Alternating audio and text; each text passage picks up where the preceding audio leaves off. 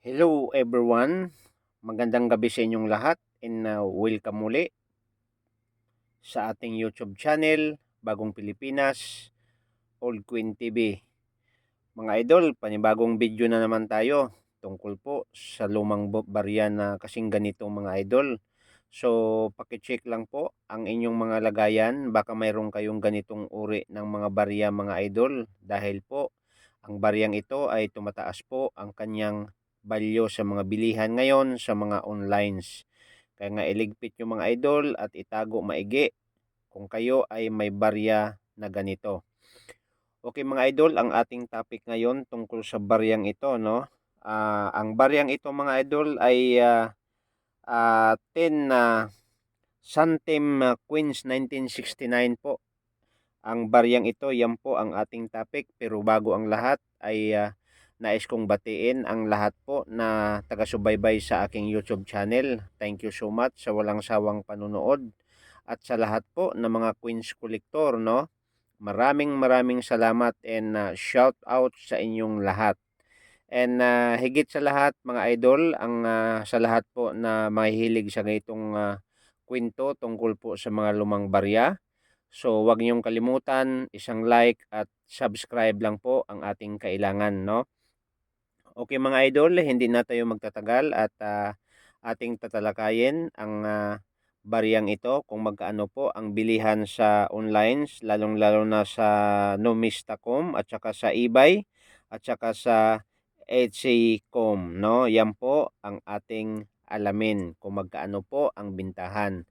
At itong barya na to mga idol ay minsan lang po ito natin nasisilayan at makikita lang po natin dito sa aking YouTube channel. At tayo po ay nananaliksik sa lahat ng uri ng mga barya at tayo po ay nangungulikta sa iba't uri ng mga barya nung sinaunang panahon. So, dapat mga idol, wag nating kaligtaan, no? So, manood lang tayo sa ating YouTube, no? Para malaman po natin kung ano po ang update sa lahat ng mga lumang barya na makikita natin na nawawala na po sa ating circulation. Okay, so mga idol, ang baryang ito ay ang country po niya ay Ethiopia, no? Yan po. So, at ang kanyang year 1969 hanggat 1977, value po 10 santim, no? Composition po brass, nickel 79%, copper is 20%.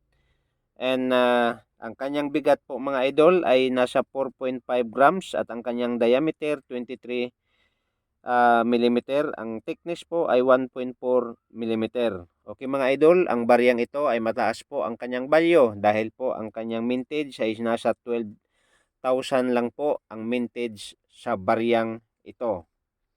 Okay, so itong barya na to mga idol ay apat na klase po ito ng barya, no?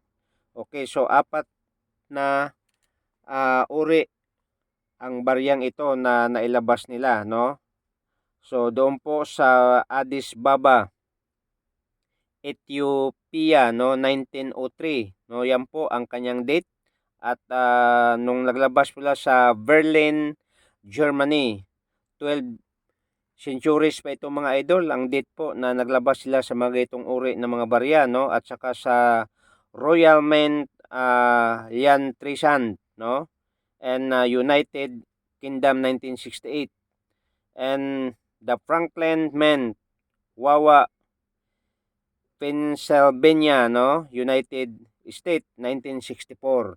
So, grabe itong barya to mga idol, apat na klase po ito na barya. Baka mayroon kayong hawak na ganito sa itong uri ng barya mga idol, itago nyo lang at wag nating basta-basta ikalat kung saang mga lagayan po dahil ang barya po mga idol, lagi kong sinasabi sa aking mga vlog na ang barya po ay dapat nating ingatan at tumataas po ang kanyang value.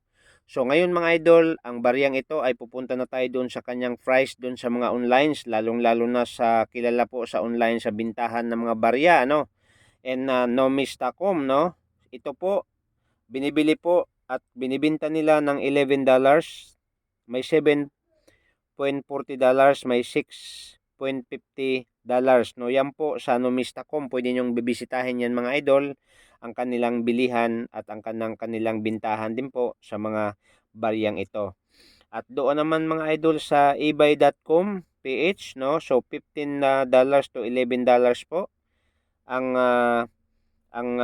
bilihan o bintahan nila sa baryang ito mga idol. So medyo mataas-taas na po 'yan ang ang halaga po mga idol sa baryang ito, no? Kasi po kung i-convert natin sa pera, nasa 400 to 600 ang kada isa sa baryang ito mga idol. Kaya nga kung kayo po may hawak sa ganitong uri ng barya, huwag kalimutan iligpit nyo lang, no? Huwag nating basta-basta kalat kung saan-saan po. Dahil mahalaga po ang kasaysayan sa lahat ng barya na hawak po natin. So mga idol, maraming salamat sa lahat ng mga taga-subaybay sa aking YouTube channel, at kung kayo po ay mahilig sa ganitong kwento sa mga lumang barya, please don't forget to subscribe, paki-like na rin po, at huwag kalimutan pakipindot na rin po sa bell button para lagi tayong updated sa ating mga gagawing video tungkol po sa mga lumang barya. So abangan nyo mga idol, dahil po napakarami kong barya mga idol na dapat nating maipalabas sa aking YouTube channel. Kaya lang medyo busy tayo ngayon mga idol. So nasa 2,000 pieces barya ito mga idol na iba't ibang uri ng currency sa iba't ibang uri ng mundo, no? So thank you so much, and see you the next video mga idol. Abangan ninyo ang susunod kong mga barya na ipapalabas sa ating YouTube channel. Thank you and God bless you po. See you the next video.